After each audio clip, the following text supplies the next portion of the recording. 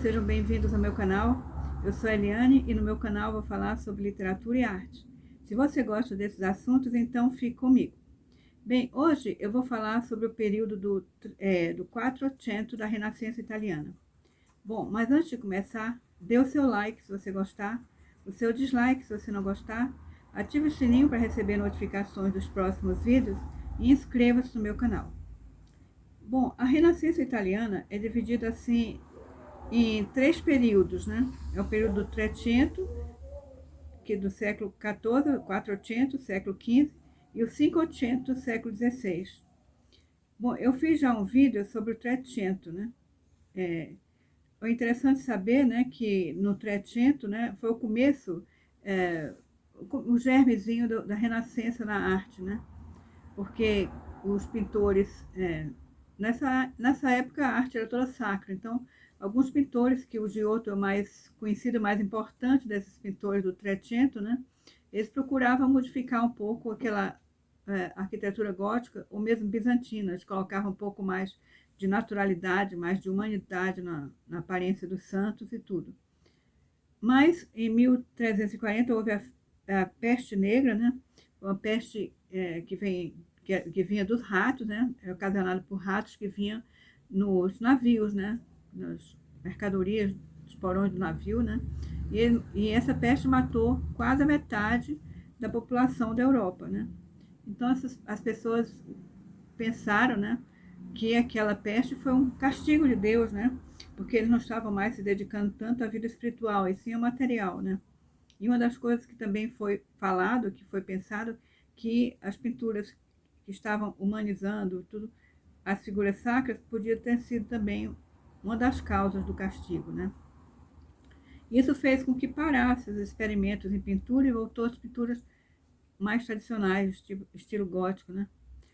Mas depois de 50 anos, né, que retornou esse movimento, né? Nesse período do Quattrocento, que nós vamos falar agora, né? Eu vou apresentar a vocês a Santíssima Trindade do Quattrocento, que é Brunelleschi, que é o arquiteto e escultor, Donatello, que é escultor, e Masaccio, que é um pintor. Eu fiz um vídeo sobre o Masaccio, está muito interessante. Bom, Brunelleschi, né, ele era uma espécie de mentor desses outros dois, né? Ele era arquiteto, né, e escultor. Ele concorreu a um concurso para fazer a porta, né, da Catedral de Santa Maria del Fiore, a Catedral de Florença, né? Ele perdeu, né, para o seu rival, Ghiberti, né? Ele ficou muito assim, desgostoso, foi para Roma, né? Foi estudar arquitetura e arte romana, né? Principalmente ele se dedicou a estudar a arquitetura do Panteão, né? E Donatello também foi com ele para estudar também a arte romana, né? E quando Brunelleschi voltou, ele fez, né, além de muitos edifícios lá em Florença, né, ele construiu o domo, quer dizer, a cúpula da Catedral de Florença. É uma cúpula que você pode ver que é bastante inspirado no Panteão, né? Pode ver muito parecido mesmo, né? Bom, e Donatello? Donatello, ele era um escultor, né? Ele é muito... E nessa época, como era a Renascença, o que significa Renascença? Significa renascimento dos valores da civilização greco-romana, né? Isso também significava o humanismo, né? O humanismo significava o seguinte, que o homem era o centro de tudo, né? Isso nas artes se, é, se, se se mostrava nas artes com a humanização das figuras, né? Tanto quanto a aparência humana do corpo físico, também as emoções, né? Isso aqui demonstrava tanto nas pinturas como também nas esculturas, né? Bom, Donatello, ele é mais conhecido por essa figura, por essa escultura em bronze de Davi, né? Nessa escultura, ele faz uma simbiose entre o herói Davi, dos judeus, com Mercúrio, né? O deus mensageiros, né? Dos romanos. Tanto que esse Davi tem a bota, né? O sapato alado de Mercúrio, né? Tem uma coroa de louros no chapéu, né? E ele também tem, num das mãos ele está com a espada, na outra ele está com a pedra que ele abateu Golias, né? E está pisando na cabeça de Golias, né? E o aspecto dele é um aspecto sereno, né? E o corpo bastante juvenil, né? Ele também fez essa outra, também é Davi, só que em mármore, né? Ah, e o Masaccio, né? Masaccio é um pintor importantíssimo, né? Para a história da arte, né? É dito assim, Masaccio furou a parede, né? Furou a parede porque ele fez esse afresco, né? Afresco é uma pintura na parede, uma pintura feita na parede, né? Esse afresco está na igreja de Santa Maria Novella, em Florença, né?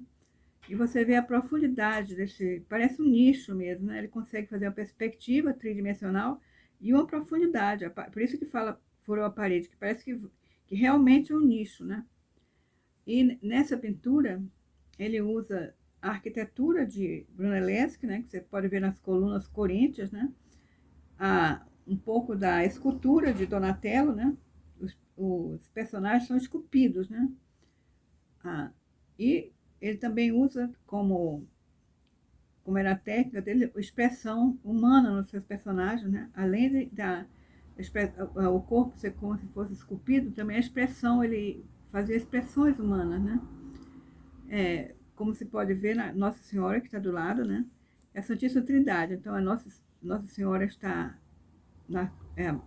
ao lado da cruz, né? Ela é uma pessoa, ela não é uma santa idealizada, é como se fosse uma mulher mesmo, inclusive está envelhecida e com emoção muito grande. Do outro lado tem São João Evangelista, né?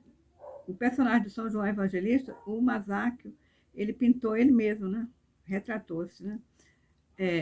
Nós temos Deus Pai, né? Que segura os braços da cruz de Cristo, oferecendo Cristo para salvar a humanidade. Tem a pombinha branca, que é o Espírito Santo, né? E você percebe, né, que é uma característica do Masaccio, né? A perfeição da tridimensionalidade que ele coloca, inclusive, no corpo de Cristo e tudo, né? Agora, tem também tem um casal, né? Que está ajoelhado perto ajoelhado do lado, né, da cena. Esse casal é o casal de mecenas, eles que encomendaram essa obra, né? O que se vê de muito interessante, além da profundidade, né, e a beleza, né, dessa obra, né, é também as cores. Ele economizou as cores e ficou muito harmonioso, né?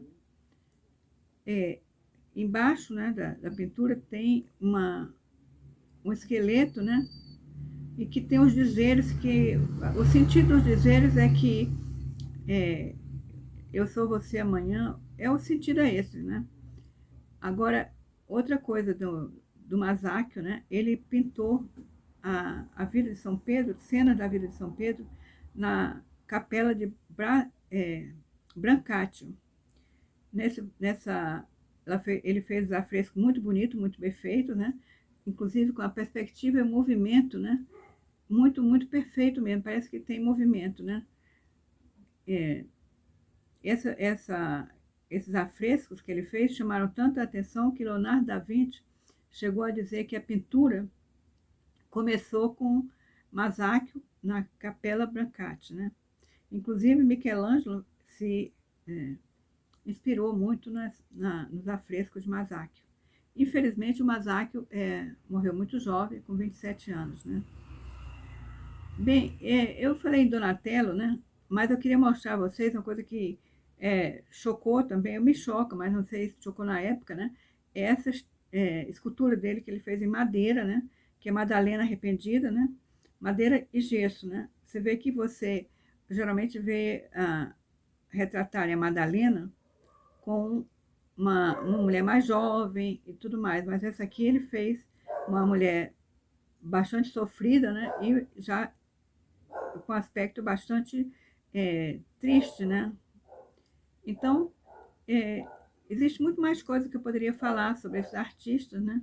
E sobre esse período. Então, eu vou falar no próximo vídeo, vou continuar falando no período 400. Obrigada por sua atenção e me acompanhe nos próximos vídeos.